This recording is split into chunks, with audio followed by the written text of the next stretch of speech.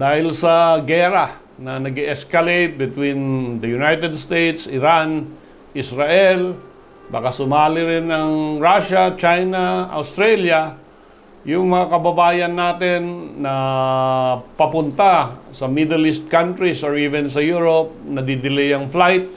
Yung mga nasa Europe or Middle East, hindi makauwi dahil nasa Dubai Airport usually ang terminal, at hanggang ngayon dahil sa binomba itong Dubai International Airport hindi pa ginagamit.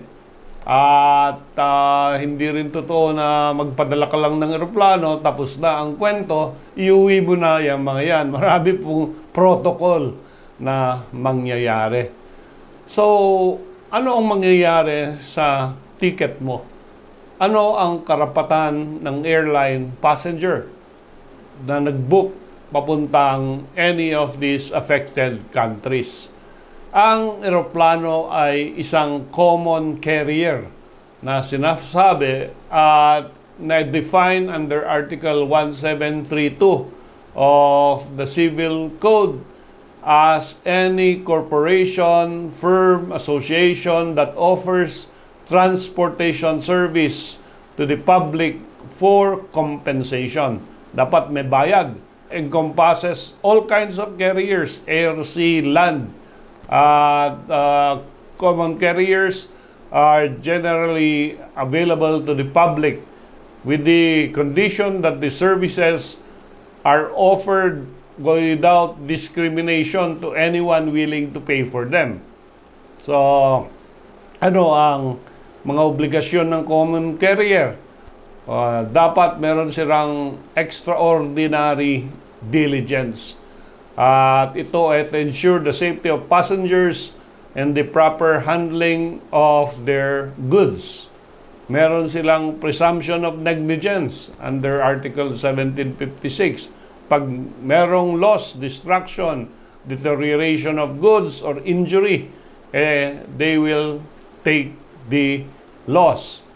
And strict liability under Article 1759 to 1763, liable for damages caused to passengers or goods. Kung na-injure ang pasahero on the way or yung kanyang mga goods ay nawala, nasira, liable. This is inclusive of cancellation of flights. Kaya lang, merong naman limitasyon ang liability ng airline.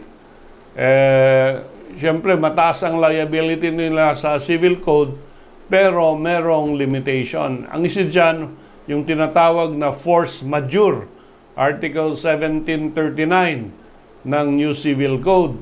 If a loss is due to unforeseen events or acts of God, ito yung force majeure na tinatawag, a common carrier is not liable unless they are negligent. Yung Middle East War, yung Iran War, makukonsider na unforeseen event. So medyo pahirapan ang pag-claim ng damages against the airline for delayed flights, no? Acts of the public enemy, no?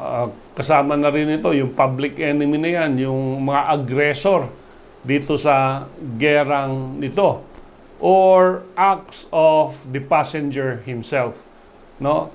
Pag ikaw ay na-late doon sa check-in mo at hindi ka nakasakay, medyo kasalanan mo yan, hindi mo pwedeng pagbintangan yung airline at issue for damages kasi ikaw mismo ang may kasalanan.